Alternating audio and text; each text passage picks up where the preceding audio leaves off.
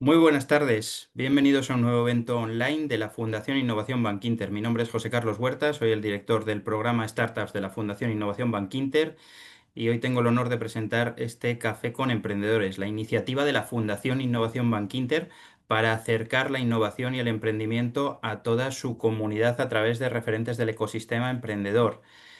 Y hoy contamos con un invitado de excepción. Invertia, Open Finance, Finametrics, GPT Advisor son algunos de los proyectos que ha fundado. Y además es colaborador de la Fundación Innovación Bankinter en el programa Academia, donde tratamos de acercar la innovación y anticipar tendencias del futuro a jóvenes universitarios. Y ya sin más, vamos con él, con Salvador Mas. Boro, ¿qué tal? Un placer tenerte aquí con todos nosotros. ¿Qué tal estás? Muy bien, José Carlos, muy contento de estar con vosotros. Y muchas gracias por tu invitación. Muchísimas gracias a ti por asistir. Bueno, siempre empezamos con los inicios de tu carrera profesional. ¿Podrías contarnos cuáles son los comienzos? Sí, yo bueno, pues estudié una carrera de económicas como mucha gente. Cuando acabé ya hace muchos años, yo no me acuerdo ni qué año era, sería, no sé, 97 por ahí. eh, Entré a trabajar en una oficina de la Caixa en Valencia como cajero prácticamente y estuve 2 años y pico de becario. Era un contrato muy precario, pero estuve ahí estuve ahí en caja y ahí aprendí muchísimo. La verdad es que ahí aprendí muchísimo. También, como la oficina cerraba a las 3 de la tarde, luego me quedaba y trabajaba y estaba haciendo mis proyectos, digamos, como dicen en Estados Unidos, de lado, ¿no? Los proyectos de lado. Uno de ellos era pues trabajar con mis amigos, en los que había estudiado la carrera en Bristol. Y gracias a eso, de ahí pues surgió mi relación con hacer cosas ya para Internet. Era muy pronto porque era el año 97, el año 96, 97 por ahí.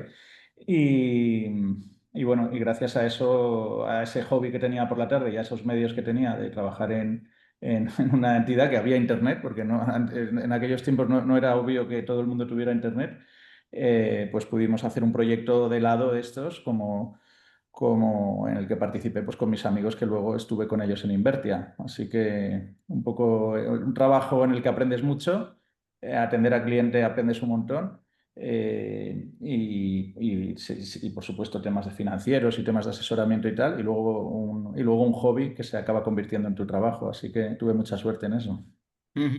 Oye, has montado muchos proyectos. El último ha sido GPT Advisor, con el que estás ahora involucrado.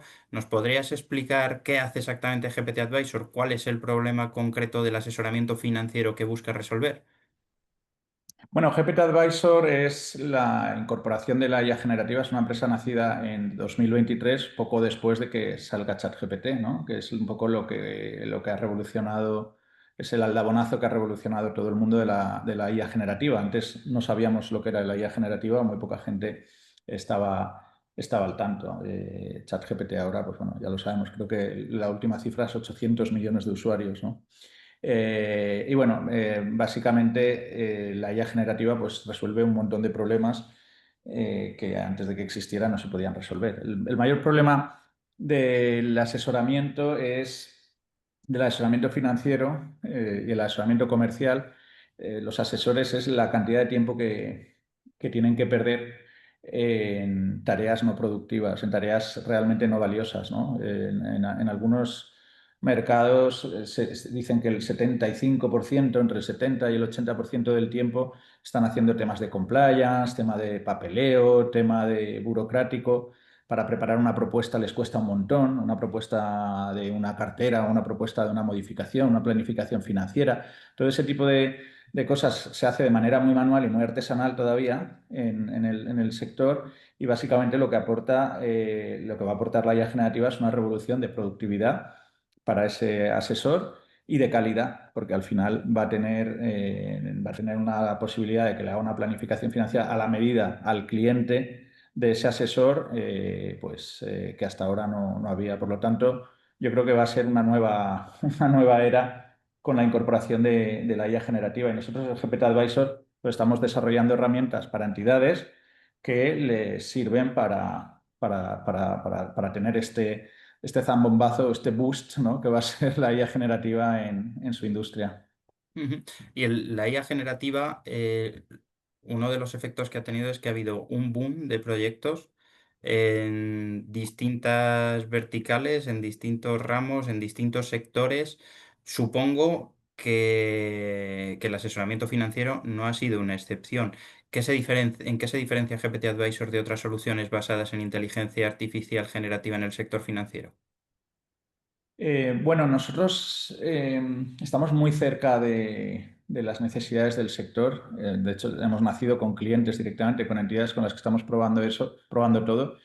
Y yo creo que tenemos un acercamiento muy práctico a eso y muy realista, en el sentido que una de las cosas, cuando hay un hype tan grande como hay ahora con la IA generativa, pues también hay que controlar ese hype, hay que controlar lo que es, hay que diferenciar lo que es verdad de lo de lo que no es, ¿no? Y muchos proyectos de IA generativa, sobre todo, yo creo que la gran restricción que tiene la industria financiera, y supongo que otras muchas en las que se va a aplicar, es que tiene una exigencia de alucinación cero, que es una barrera de entrada a la IA generativa. Y entonces tienes que tener un control muy grande de los procesos que están por debajo de la IA generativa. Hacer cosas que tienen que ser muy trazables, porque la propia regulación lo exige, eh, y cosas que, que tienen que funcionar de manera determinista, no pueden funcionar con un proceso aleatorio implicado en ellas, ¿no? Entonces hay muchas cosas que tienes que hacer como por debajo o por detrás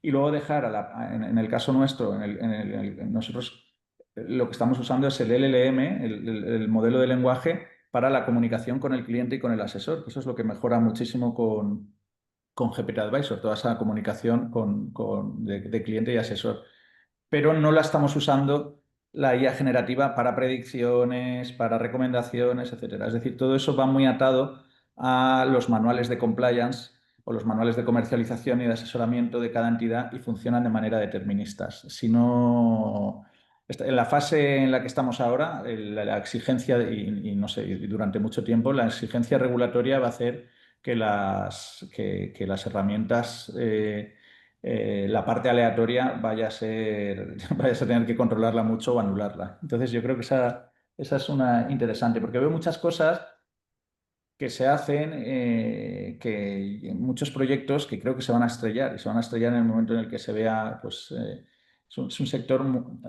también depende del usuario y depende del contexto, pero si es un sector en el que, imagínate que le dices a un cliente que tiene un dinero que no tiene, es porque ha sido una alucinación o que la rentabilidad de la cartera se la ha inventado el algoritmo, pues esos proyectos, eso será cuando empezará a pinchar la burbuja de la IA y dirán, la IA no sirve para nada, tal. No, la IA sí que sirve para mucho, lo que pasa es que la has usado mal. No has entendido lo que tiene que hacer la IA y lo que tienes que hacer tú con otros procesos más deterministas, ¿no?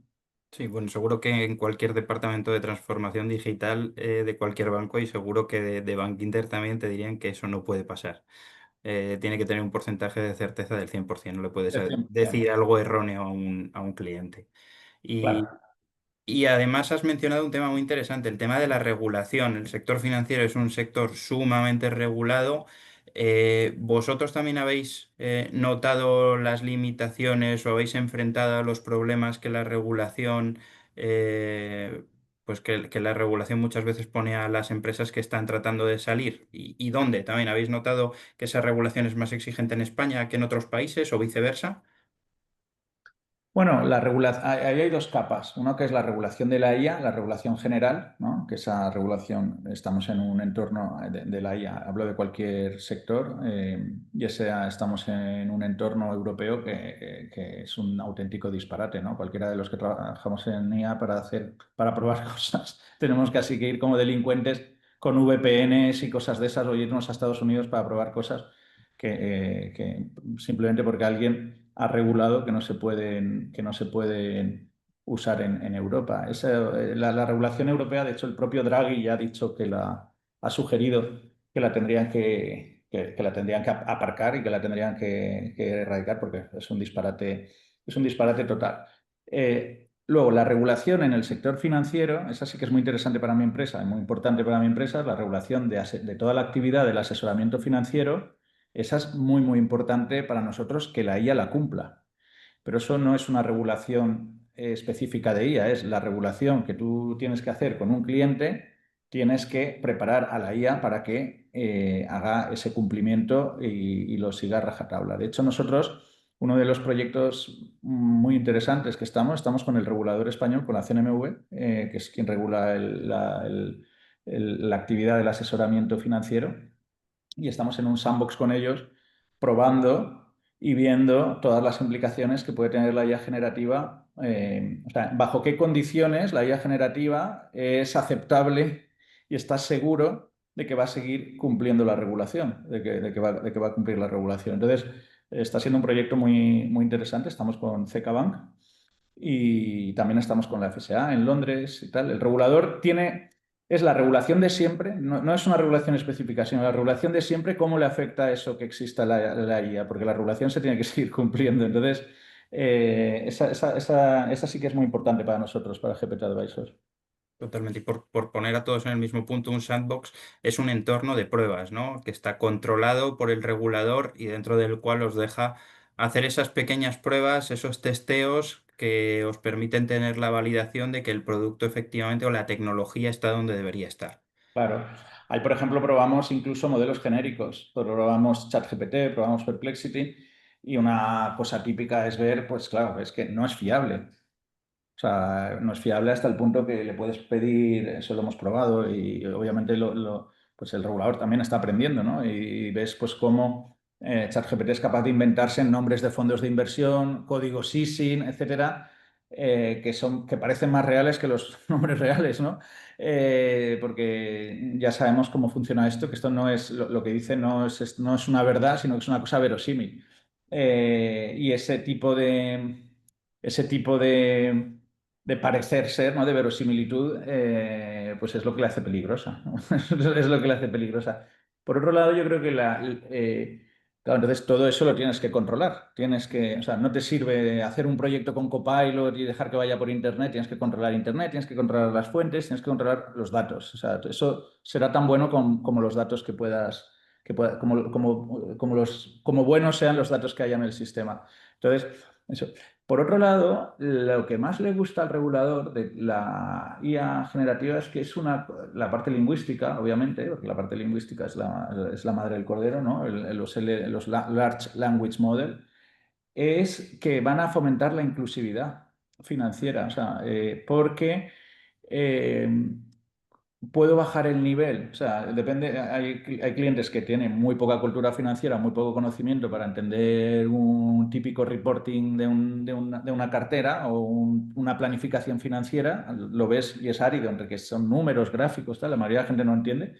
Eh, y claro, con la IA lo que puedes es bajar el nivel al nivel de conocimiento, ser tan didáctico como requiera, ¿no? O sea, si al final le dices, oye, explícamelo como si fuera un niño de 10 años, la IA, como sabemos, ese tipo de adaptaciones de lenguaje las hace muy bien. Y eso es un aumento de la inclusión financiera, porque mucha gente que conceptos financieros no los entiende, el estándar, ni siquiera cosas muy complejas, sino el estándar, pues gracias a los LLMs va a entenderlo todo el mundo. Totalmente, muy buen punto. Yo creo que todos hemos hecho esa prueba, ¿no? De tratar de hacer que te explique un concepto complejo de una manera que yo pongo que hasta un niño de 8 años o de 10 años lo pueda comprender, ¿no? Y así Sí, sí, sí. te lo extrae todo de una forma muy accesible. Sí, por eso ahí, claro, ¿qué es lo que hay que controlar? Tienes que controlar que los datos estén bien y tienes que alejar de algún modo de los datos de los procesos lingüísticos o de los procesos de generación de comunicación y por otro lado usar todo el potencial de la comunicación, que es lo que va a darle una escala brutal a toda a todas las industrias, ¿no? Ujú. Oye, y desde la visión inicial del proyecto de GPT Advisor que tenías, ¿ha cambiado mucho lo que es hoy en día GPT Advisor? ¿Habéis pivotado, habéis evolucionado mucho? La verdad es que no mucho, porque la idea más o menos se está cumpliendo. Llevamos 2 años de empresa, no llevamos mucho tiempo, y la idea es una empresa B2B, Alguna vez siempre tienes la tentación de decir, oye, vamos a hacer algo para el público final. Bueno, eso casi siempre, ya soy mayor y ya la tengo bastante descartada porque es muy difícil hacer cosas B2C en fintech en España y yo estoy cómodo ahí y a nivel... Y yo creo que no estamos cambiando. El enfoque de atacar algún mercado, saber si a un mercado vamos directamente a los asesores independientes, te hablo de fuera de España, o vamos a las entidades grandes, ese tipo de cosas sí que vamos pivotándolas, o yo qué sé, o si hemos entrado en algún país que no nos está funcionando bien, pues sí que ha habido ha habido cosas que no salen bien y hay que corregir, pero pivotajes así importantes, no, más o menos es la misma idea. Ujú. Estáis intentando expandiros internacionalmente. En muchos casos es la asignatura pendiente de muchas de las startups españolas. ¿A qué países apuntáis y qué estáis haciendo para crecer internacionalmente? Mm, hemos trabajado fuerte el mercado británico porque creemos que que es muy interesante y está muy bien posicionado. Estar posicionado en Londres. Ta- La realidad es que no estamos teniendo no estamos teniendo mucho éxito para el esfuerzo que nos está suponiendo, pero bueno. Y donde sí que estamos cuajando es en Latinoamérica, en países como México, Colombia, en Uruguay ya tenemos un cliente, una entidad que es una entidad, una red de agentes muy fuerte de toda Latinoamérica, de agentes financieros. Y ahora veremos si me sale algo en Chile. En Latinoamérica me funciona bien y en Londres lo hemos intentado, pero tendremos que seguir intentándolo o intentarlo mejor. Ahora en noviembre vamos a San Francisco, un viaje, vamos a estar 15 días allí, una cosa exploratoria. Vamos a vernos con empresas y veremos qué hacemos en el mercado americano. Sí, tendríamos que tener una alianza con una empresa americana para hacer la parte de distribución. En general, o sea, yo soy partidario de internacionalizar, o sea, la empresa tiene mucho más glamour cuanto más internacional sea, pero creo que tienes que internacionalizarte después de tener bien atado tu mercado, después de en tu mercado haber hecho, pues yo qué sé, el 60 o el 80% de lo que puedes hacer. Creo que la internacionalización, y los veo a los chavales, y además hay mucha a los chavales, digo, a los emprendedores más jóvenes, que se pierden mucho en eso y a veces es que es muy complicado. O sea, o sea, entrar en un mercado es muy complicado y creerte que vas 15 días a Estados Unidos y vas a ir una semana cada trimestre y vas a tener clientes, no funciona. Entonces, soy partidario de atarte bien, de hacer las cosas bien en tu mercado, preparar bien tu producto, ganar todo lo que puedas ahí y luego y luego salir, pero no salir a la vez. De hecho, yo creo que, por ejemplo, en Londres lo que nos ha pasado es que hemos ido demasiado pronto para para como lo teníamos. Pero bueno, estamos ahí. Muy bien. Em, y como empresa de inteligencia artificial que sois, que tenéis la inteligencia artificial en el core de vuestro producto, ¿cómo ves la barrera tecnológica que supone el software en las startups con la irrupción de la inteligencia artificial? Porque estamos viendo que el software antes suponía una barrera de entrada a muchos sectores, a muchos tipos de negocio, y esa barrera con herramientas como Copilot, etcétera, ha bajado mucho. ¿Tú lo ves igual? Sí, yo creo que vamos, cada vez veo más claro que va a haber startups. Eso será un poco aburrido, ¿no? Porque la gente puede estar muy sola, pero que un emprendedor que tenga clara la idea de negocio, programando un poquitín o incluso ya sin programar, puede generar una startup muy, muy valiosa. Eso está clarísimo. Creo que es Sam Altman el que dice que habrá empresas de un 1 billion con una persona, ¿no? De capitalización que valdrán 1 billion dólar y que serán de una persona. Pues eso está claro que puede ser y que va a ser. Claro, lo veo como oportunidad para nosotros. No lo veo, lo veo como oportunidad porque, por ejemplo, para nosotros, para tener el software que tenemos ahora en las empresas donde yo he estado anteriormente o que he creado antes de de la IA, para tener un software parecido han pasado 3 años y me he tenido que tener 100 desarrolladores trabajando y ahora mismo en muy pocas semanas o meses puedes desarrollar todo lo que hacías. La disrupción de software, la disrupción en desarrollo de software es brutal. Y esa ya ha pasado, o sea, esa ya ha sucedido. O sea, la barbaridad que puedes hacer con programas incluso de no code o Lovable y cosas de esas vale, dicen, no, es que, es que solo es maquetita, es que no es maduro. Bueno, no es maduro, pero hace un año no era nada y dentro de un año veremos a dónde llega eso. O sea, yo creo que el coder, la programación está totalmente disrumpida, o como se diga esto, Sí, ¿no? no, y es espectacular además lo rápido que te puede hacer Lovable, ya que lo has mencionado, lo rápido que te puede dar un prototipo. Es que Eh, es en 4 líneas que le metas, ya te lo ha dado. Y otra de los cambios que estamos viendo es que las líneas de código que te puede programar la inteligencia artificial muchas veces ha buscado caminos más eficientes que los que buscaría un programador, porque un programador se tira más por caminos más lógicos, más hechos por una persona, ¿no? Que piensa de una manera lógica, pero la inteligencia artificial a veces piensa por caminos que sí. a una persona, a un humano, no se le habría ocurrido, ¿no? Y ahí es donde llegan esas eficiencias y esa ganancia continua de productividad. Claro, es que la inteligencia artificial en ese sentido no piensa con la lógica de un humano. De hecho, a lo mejor dice, bueno, ¿cómo resuelvo este problema? Pues voy a pensar 1000 posibilidades. Como, de hecho, no es muy eficiente. En realidad como tiene tanta capacidad que no es eficiente porque luego descarta 999, ¿no? Pero claro, esa solución seguramente es distinta a la que venía el humano con su lógica preinstalada, ¿no? Al final hace procesos. Eh, es una barbaridad. La parte de la disrupción en lo que es software, a mí me gusta porque, o sea, me gusta porque, claro, yo soy una persona de negocio y entonces pienso, bueno, jolín, puedo hacer un montón de funcionalidad ahora mismo. Ahora, no sé si se podría hacer.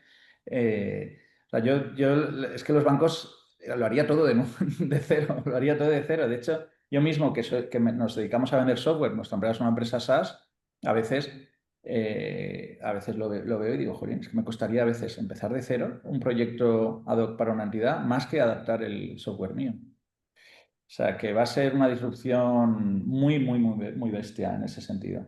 Y ese es el gran problema de las grandes corporaciones, ¿no? Que tienen ese legacy, ese legado de software, de desarrollos, de infraestructura previa. Y que sí es cierto que a veces dices, es más fácil empezar de cero, pero es que no puedes dejar de dar servicio, ¿no? Ni puedes dejar que las cosas se descontinúen. Tienes que seguir construyendo encima de las capas que ya tenías previamente. Y Bueno, eso es un problema, obviamente. Es, pero es- es un problema y es una excusa para no resolverlo, porque realmente yo o sea, yo todos los temas de legacy de bancos y tal, he visto muy pocas veces que se resuelvan, ¿no? Se resuelvan ni bien ni mal, es que no se resuelven. Yo no he llegado a entender, porque yo tampoco he sido el presidente de un banco ni nada de esto, por qué un banco no hace un banco de cero sin prisa, o sea, sin prisa, y espera a que eso vaya teniendo toda la funcionalidad y cuando tenga toda la funcionalidad se cargue todo el legacy. ¿Por qué no se empieza un banco de cero? O sea, ahora mismo, ¿por qué no empiezas un banco de cero? Con Esto los es una recursos buena que tiene pregunta. la IA. Y en el momento en el que el banco ese haga todo, lo pruebas, lo pruebas 1000 veces, haga todo lo que hace el otro banco, lo que hace el legacy ese que cuesta más una fortuna de mantener y que es imposible de evolucionar y tal. Pues fíjate, por ejemplo, el caso Revolut. Revolut es que es una empresa de software. O sea, Ujú. Revolut es una empresa de software, pero el producto de Revolut es súper ligero. ¿Por qué no monta cada banco un Revolut? Pero no sé por qué no lo hacen. Pues mira, hablando de Revolut, ¿crees que la presión que tienen los bancos por parte de las startups fintech B2C, de este tipo Revolut, de Giro, Trade Republic, Wise, que erosionan las distintas líneas de negocio de los bancos, está provocando que los bancos busquen cada vez más colaboración y más soluciones fintech B2B que les ayuden a tener más capacidades o más velocidad? Sí, seguro, eso estarán intentando todos los bancos para para mantenerse competitivo, seguro. Lo vamos viendo, ¿no? Vamos viendo pues cómo va incorporando, por ejemplo, ahora cripto, o sea, dentro de las posibilidades y de la regulación que tiene un banco, ¿no? Seguro. Yo, la revolución de la IA, si te fijas, de la IA generativa, no está haciendo que haya como bancos nativos en IA generativa. La IA generativa es como un adjetivo, no es como una cosa que los bancos piensen que van a tener ahí amenaza porque va a haber un banco conversacional que le va a ganar, ¿no? Eh, Como mucho van a perder la relación de asesoramiento a través de los chat GPTs y de turno. Pero claro, yo no sé, Revolut, ahora que ya ha sobrevivido el neobanco ese, ahora está abriendo operaciones en México y Brasil, creo. Pues ahí, no sé, BBVA y Santander tienen que hacérselo mirar porque supongo que puede ir creciendo muy rápido, como en Brasil, que ha salido el Nubank. Nubank, Es sí, que también ha una- crecido en toda Latinoamérica y está ahora abriendo en Estados Unidos, creo también. Sí, sí, sí. Son fenómenos, sí, pero son fenómenos yo creo que muy de Latinoamérica en el sentido que van a un mercado que está muy poco bancarizado, etcétera. Pero por eso digo que los márgenes allí son muy altos. Cuando entre Revolut puede apretarles, creo que no es una buena noticia para los accionistas de esos bancos. Y bueno, tú has vivido en primera persona eso, ¿no? ¿Crees que ha sido ese efecto de presión por parte de la banca ha ayudado a que conviertas antes clientes, ¿no? A que estos grandes clientes, como se pueden ver en tu página web, Santander, Caser, Banca o nosotros mismos, ¿no? Esta casa, Bankinter, también somos clientes de GPT Advisor. Es difícil entrar en clientes tan grandes, tienen procesos de compra largos, tediosos, muchas validaciones. ¿Crees que esta presión del sector fintech ha ayudado a la venta? ¿Y cómo lo has conseguido? ¿Cómo has conseguido vender tan rápido en estas compañías tan grandes? Bueno, yo creo que tenemos una ventaja y es que lo que tenemos de GPT Advisor, a diferencia. Ahora, como con la IA todo el mundo está hablando, la mayoría de las consultoras van con PowerPoints, siguen vendiendo más o menos la misma historia. Nosotros con GPT Advisor vamos a una entidad y en un día ya le hemos preparado una versión para que empiece a utilizarla. Obviamente sin integrar con sus datos de clientes, sin integraciones pesadas, pero en un día solamente le preparamos, personalizamos algunas cosas, que ponemos su catálogo de productos, que ya lo tenemos precargado, porque son sobre todo los fondos que cotizan o las acciones y tal, y ya tienen una solución que funciona. Yo creo que esa ha sido un poco la clave del éxito, es que en un día ya empiezan a tocarlo. Y no es un rollo de PowerPoint, ¿sabes? O sea, como... Y entonces, y yo creo que además la IA se presta a eso, ¿no? La IA generativa es, oye, deja de hablar, ponte con el Copilot o ponte con el ChatGPT o prueba cosas o tal y aprende, ¿sabes? O sea, la gente que habla mucho y que teoriza mucho no...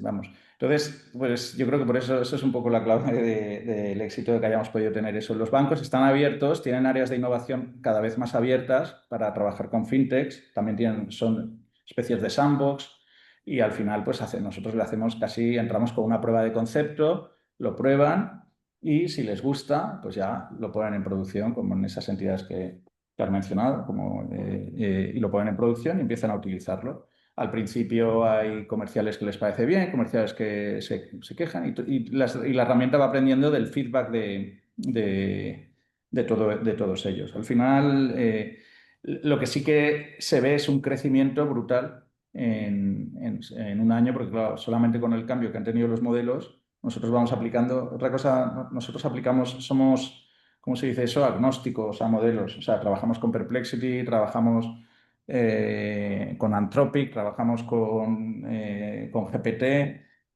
nos da un poco igual y vamos incorporando toda la parte esa de IA en función de la funcionalidad que requiera, ¿no? O sea que yo creo que esa ha sido un poco la clave de éxito, tener una cosa que se puede probar. Que es tangible, ¿no? Que por cierto, yo he estado usando Dalia, que es Sí, eso es lo que hemos el hecho ahí. GPT Advisor customizado, por así decirlo, para Bankinter, que animo a todos los que nos estén viendo si lo quieren buscar y probar, y es una maravilla, ¿eh? Yo que soy friki de fondos de inversión, acciones, de estar en Morningstar, las búsquedas te las facilita de una manera tremenda. Es una Sí. maravilla.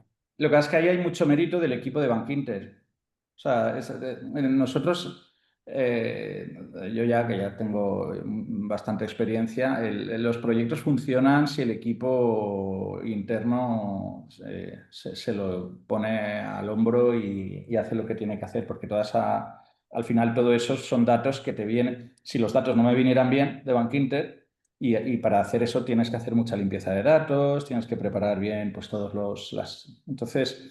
entonces ahí la verdad es que estamos muy contentos de trabajar con Bankinter y además con el equipo eh, Antonio Piqueras y la gente de banca privada también, de Joaquín y de Yolanda y tal. La verdad es que creo que eso puede crecer muchísimo y eso que estás viendo es solamente el principio de lo que puede ser, eso está claro.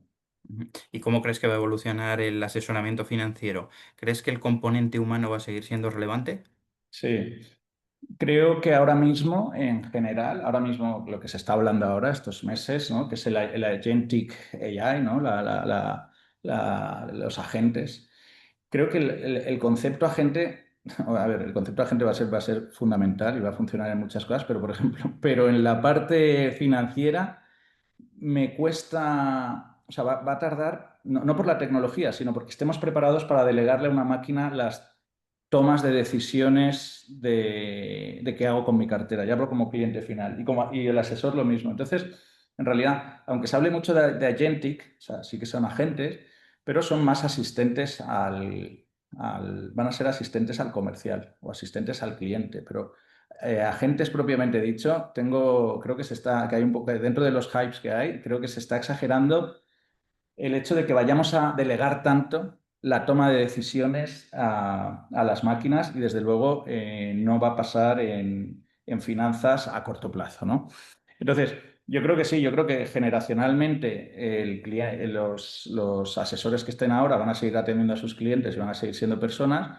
Y lo que sí que vamos a ver es un goteo de preguntas que van resolviéndose, que van resolviendo los chats genéricos, los chats GPTs de la vida, y que serán preguntas que el regulador no va a poder evitar que se hagan, porque no va a poder prohibirlo, y de alguna manera van a ser preguntas de asesoramiento financiero, van a ser preguntas de asesoramiento que van a ser resueltas por ahí. Y ya si te digo, ya a mis hijos o a las siguientes generaciones que fíjate que el uso el uso de la IA donde está siendo nativos en las generaciones jóvenes, ¿eh? O sea, ellos ya han cambiado su manera de navegar, ya han cambiado su manera de pensar, casi desde la escuela. Yo, mi hijo de 14 años, es el primero que usaba ChatGPT en mi casa, ¿no?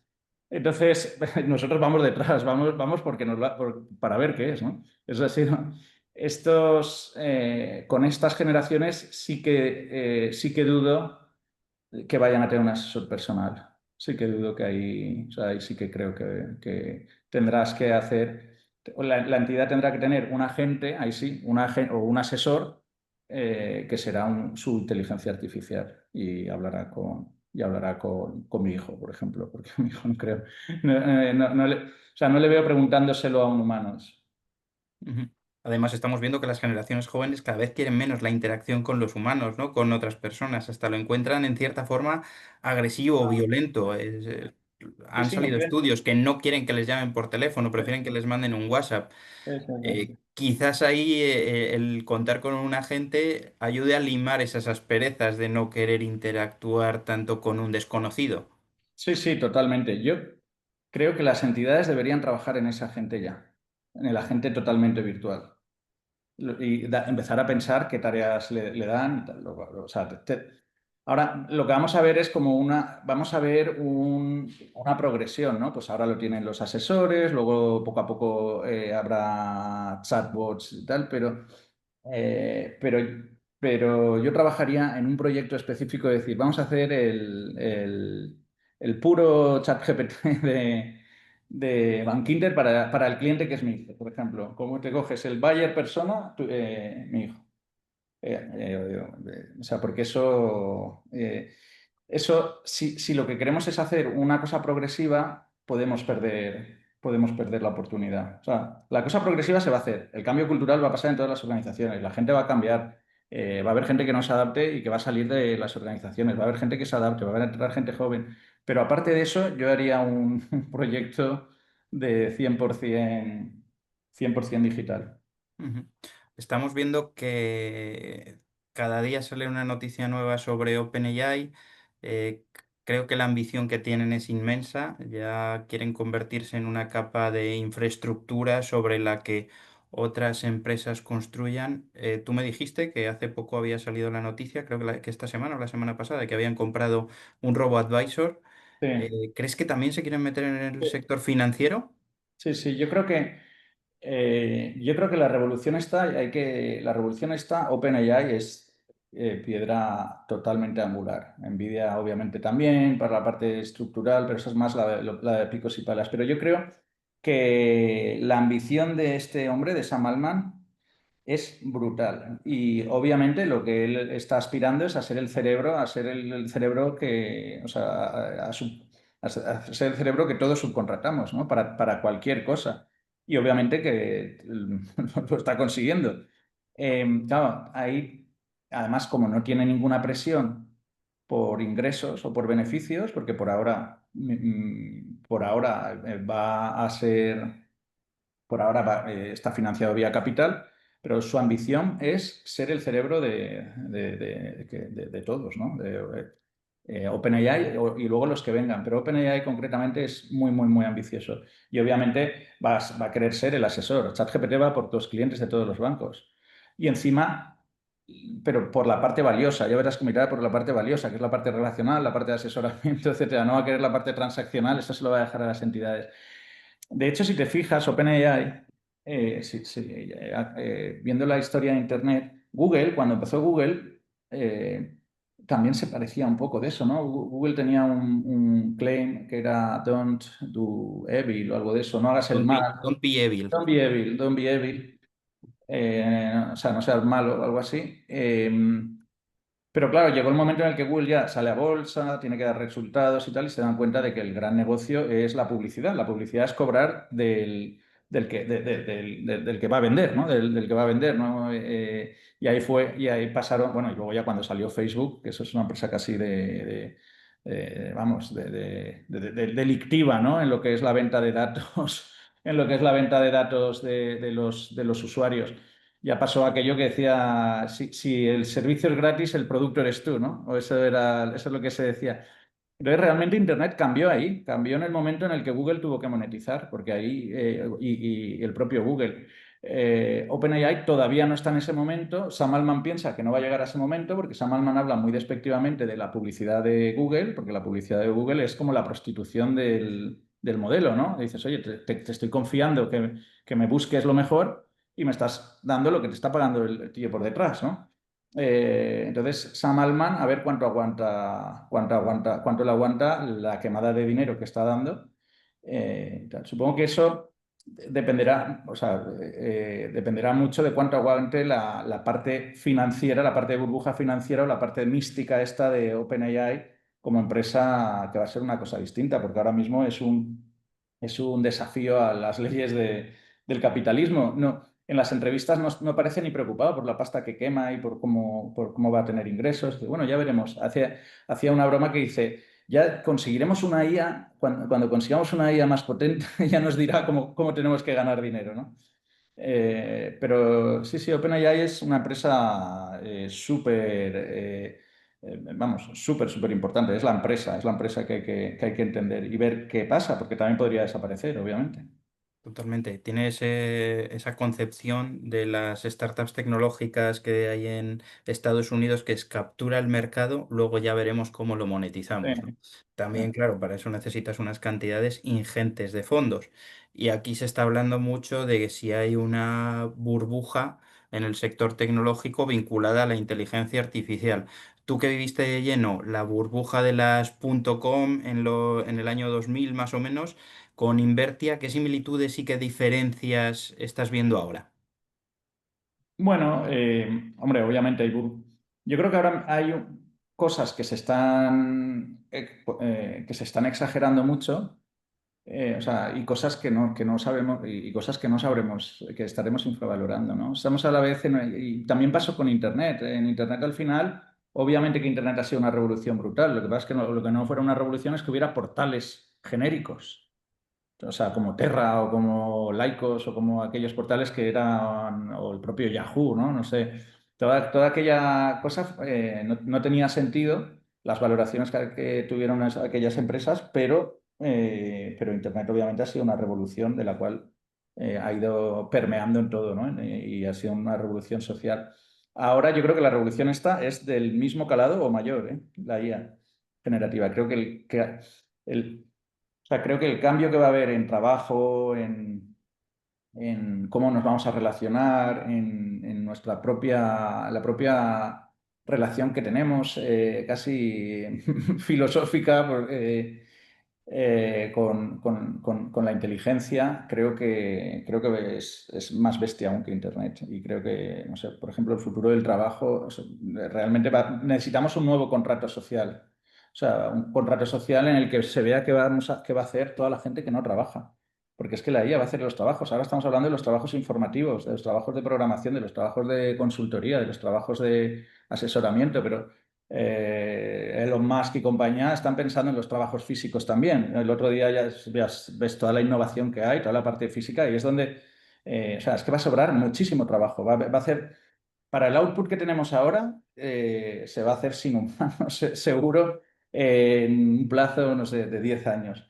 Entonces, ahí tiene que aparecer pues, un montón de nuevos contratos sociales, ¿no? Por supuesto, siempre surge el tema de la renta vitalicia mínima esa, o de la paga vitalicia mínima, que eso tiene que estar ya empezando a ver cómo funciona, cómo se va a vivir con tanta desigualdad.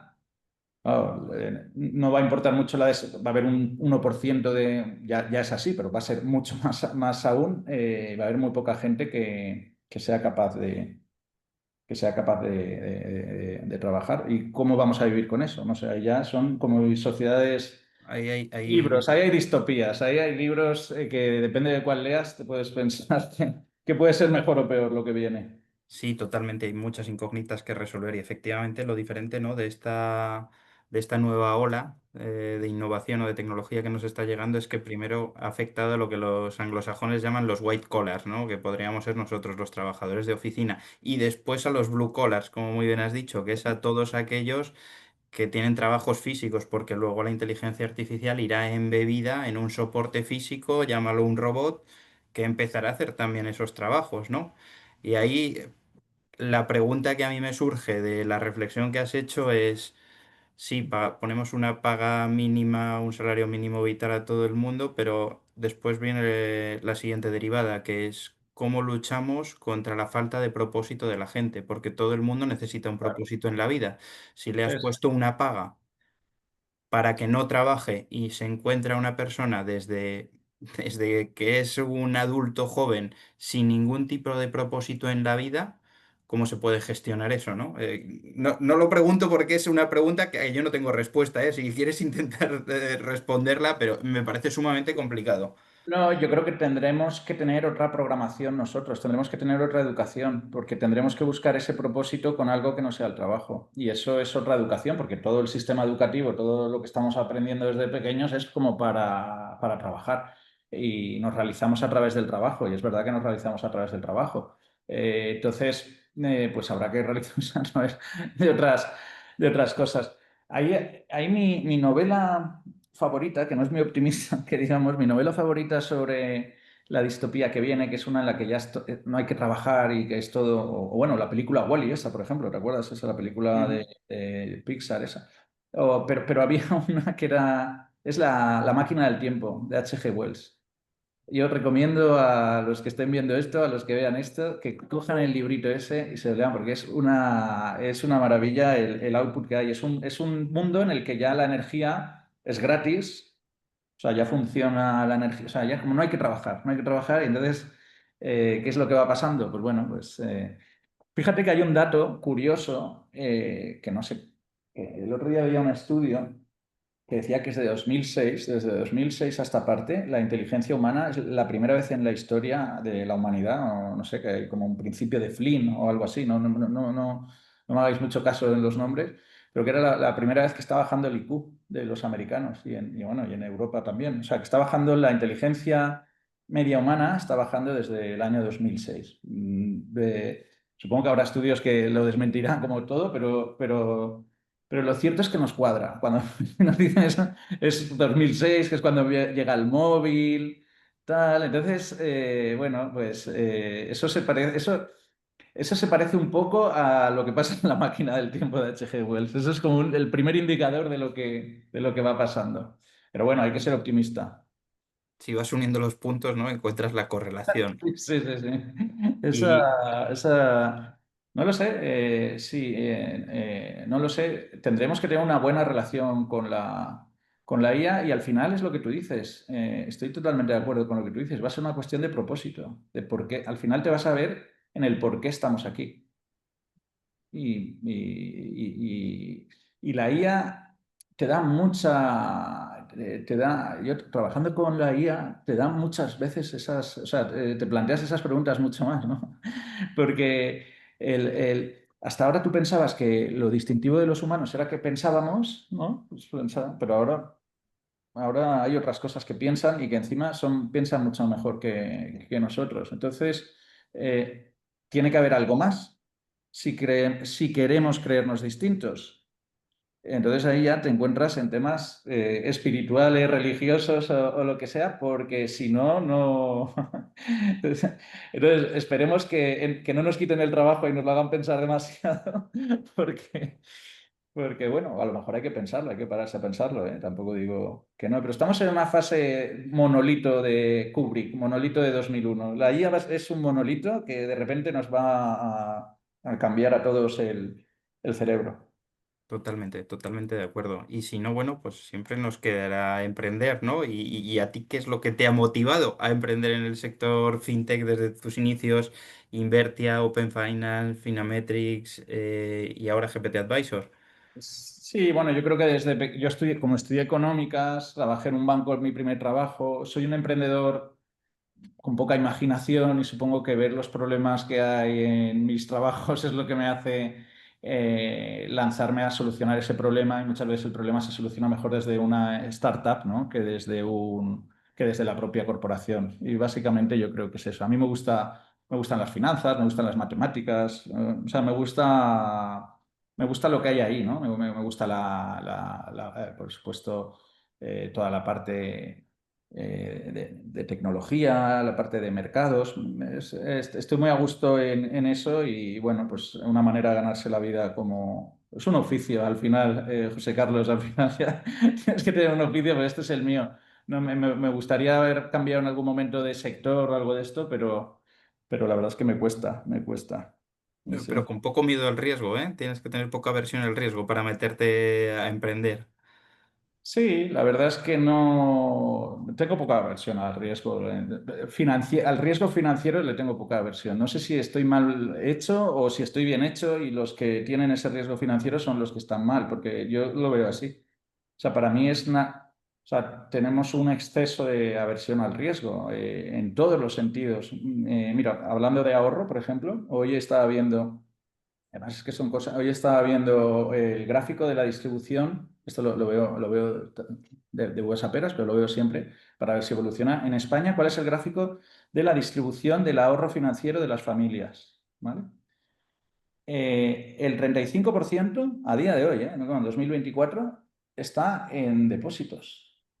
Y hay otro 17% que está en fondos de inversión, pero de esos 17% como el 10%, o sea, como la mitad, por lo menos, están en fondos conservadores. Es decir, las familias que han conseguido ahorrar tienen, hacia la suma, tienen más del 60% de su dinero en una cosa que les está haciendo perder poder adquisitivo. O sea, ya que ahorras, o sea, porque, bueno, es que no se han protegido contra la inflación.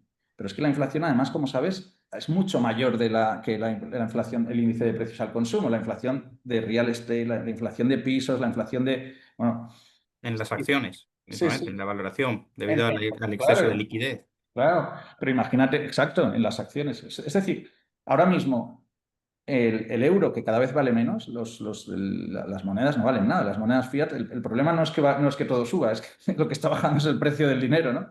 El valor del dinero, no el precio, el valor del dinero. Tú imagínate una persona que ha tenido, yo qué sé, pues los últimos 5 años, desde el COVID hasta ahora, el dinero en efectivo. Entonces yo lo pienso y digo, pero esto ¿a quién se le ocurre? Pues bueno, más del 60% del ahorro financiero en España está en esa situación.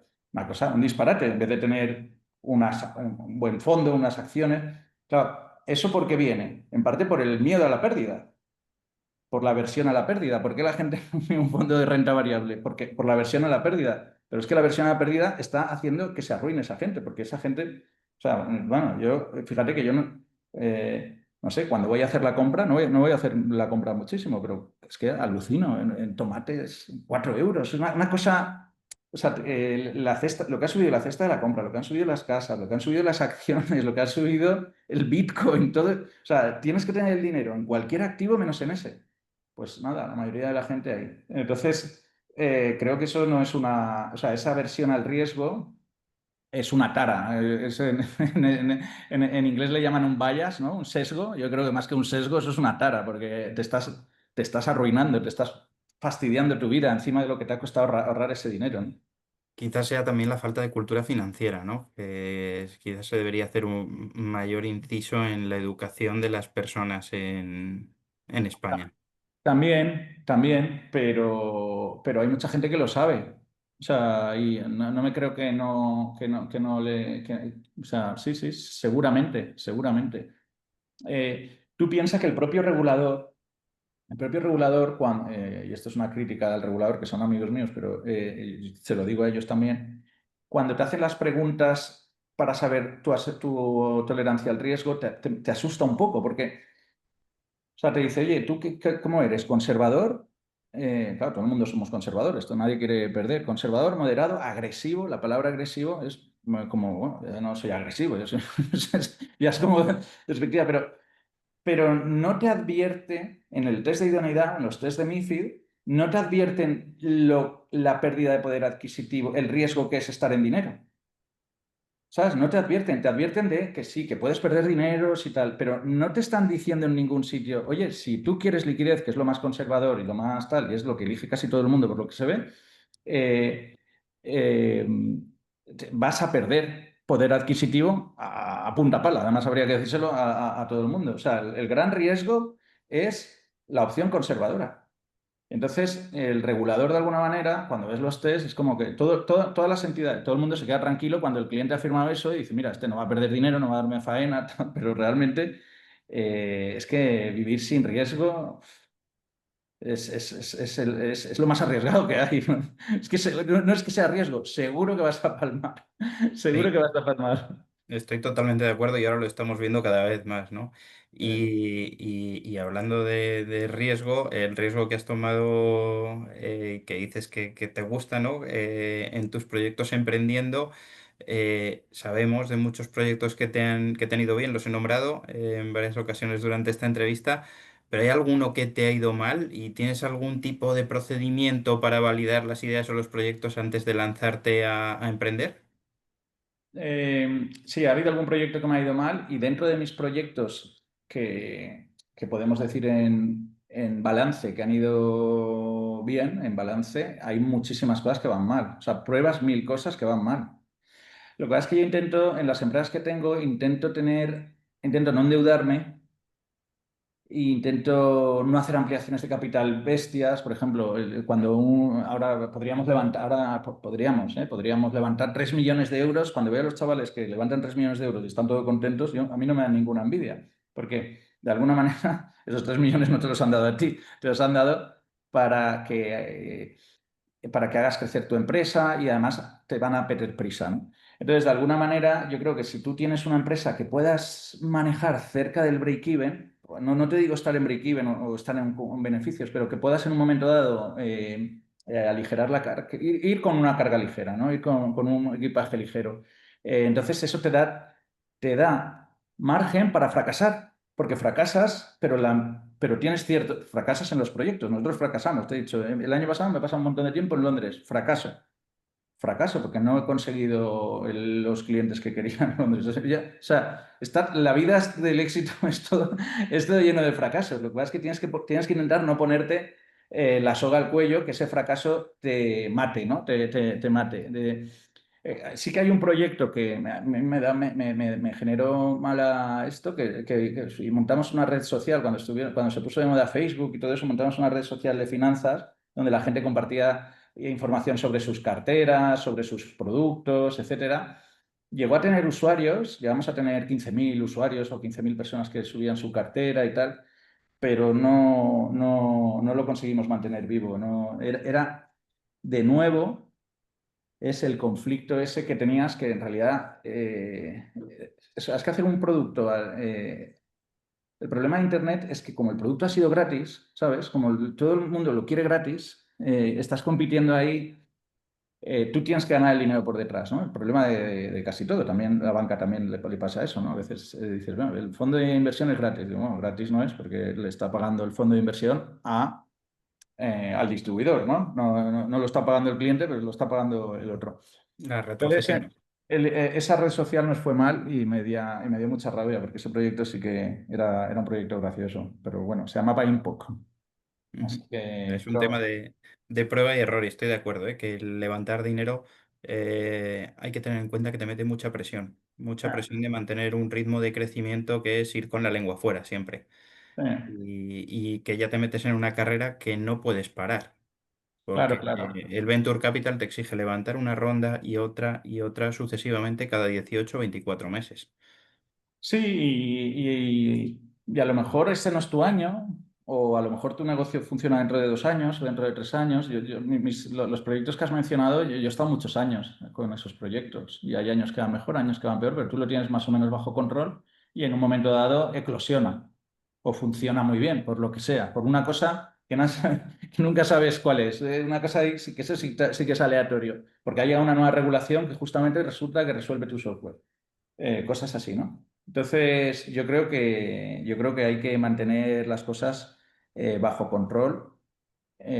Por eso yo sí que me considero conservador, porque no voy a coger los 3 millones. O sea, yo sí que me considero.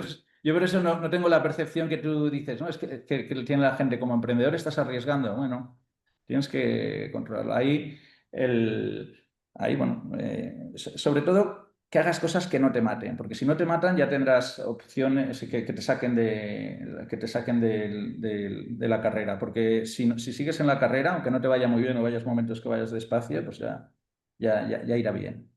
Ujú. ¿Y cómo ves GPT Advisor dentro de 5 años? ¿Dónde crees que estará? Eso no tengo ni idea, no sé dónde estará dentro de 5 meses. No lo sé, la realidad es que estamos creciendo con algunos clientes muy bien, con algunas entidades muy bien y con proyectos que están teniendo cada vez más uso. Eh, y, y no lo sé, no sé si me da la impresión de que las entidades van a estar más tranquilas. O sea, tengo muchas ofertas de entidades para entrar en el accionariado de GPT Advisor, sobre todo las entidades a las que les va funcionando porque quieren tener cierto control de la tecnología o cierto control de la empresa.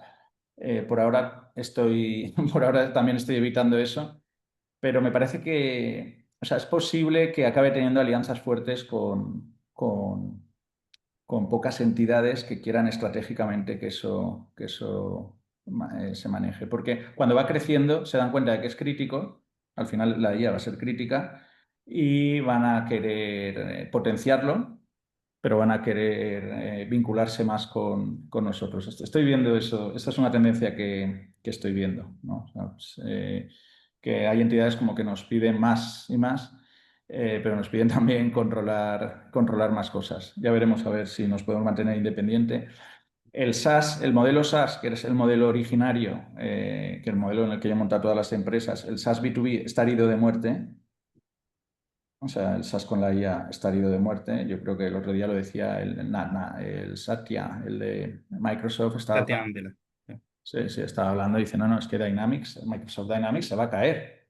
O sea, no, no lo decía así, pero se entendía. Cualquiera que lo veía lo que está diciendo, bueno, vamos a preparar esta línea de negocio, se nos va a ir. Salesforce, todo eso, o se cambia de modelo, o cambia de modelo, o está herido de muerte.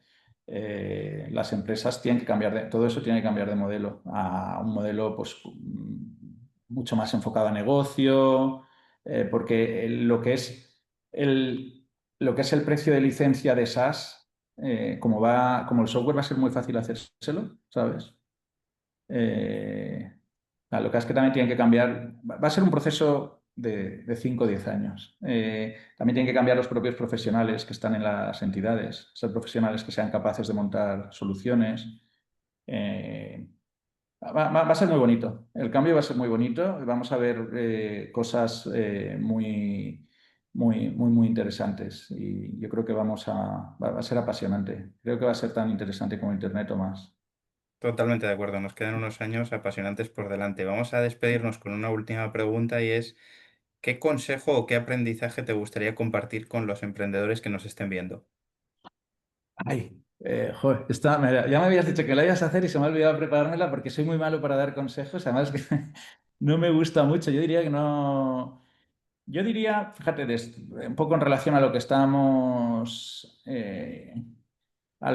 hablando, yo diría en general que ponga en cuestión todos los modelos que le den de lo que es ser un emprendedor que, por ejemplo, lo que estábamos hablando, ahora un emprendedor es como que te han educado a que hago esto, hago un prototipo, levanto dinero. El levantar dinero no es un regalo, no es un regalo, es una responsabilidad y a lo mejor es un regalo envenenado, a lo mejor es una oportunidad envenenada porque, entonces, yo toda esa parte, y tengo muy buenos amigos que trabajan en VCs, toda esa parte la valoraría mucho. O sea, el ownership del proyecto tuyo. Sobre todo ahora que encima ni siquiera el coste de desarrollo va a ser alto, ¿sabes? O sea, yo creo que a los chavales tienen que pensar en ellos ser muy buenos en muchas cosas y hacer lo más posible. Tener ownership. El otro día, el ownership es más importante que el dinero. El dinero que hemos visto que además no vale mucho. Y sobre todo que si te lo dan, te lo gastas tontamente, ¿no? Muchas veces te lo gastas tontamente. Entonces, yo creo que mi consejo es que valoren el ownership antes de ponerse a historias de ultrafinanciación. En muchos casos es necesaria, pero yo eso lo diría, y sobre todo con la época que viene. Me parece un muy buen consejo. Oye, pues muchísimas gracias, Boro. Ha sido todo un placer haber compartido esta tarde contigo, haber charlado un rato y haber compartido todas estas experiencias e ideas. Muy bien. Eh, Aquí despedimos este evento, no sin antes recordaros que el próximo día 6 de noviembre contaremos en este mismo evento, en el Café con Emprendedores, con Ezequiel Sánchez, el presidente ejecutivo de PLD Space, la empresa que ha logrado lanzar el primer cohete privado español y que compite por un lugar entre gigantes como SpaceX, Blue Origin y los principales actores europeos del sector. Sin más, que tengáis una excelente tarde y una vez más, muchísimas gracias, Boro. Nada, muchas gracias a vosotros. Me quedo con la tacita esta, que no sé, creo que se ve ahí desenfocada, pero bueno, es una taza. Yo la saco, que tengo aquí Esta, otra. sácala tú que tú lo tienes enfocada. Pues eso, tengo una de estas. Muchas gracias por el detalle. Muchísimas gracias, muy buena tarde. Hasta luego.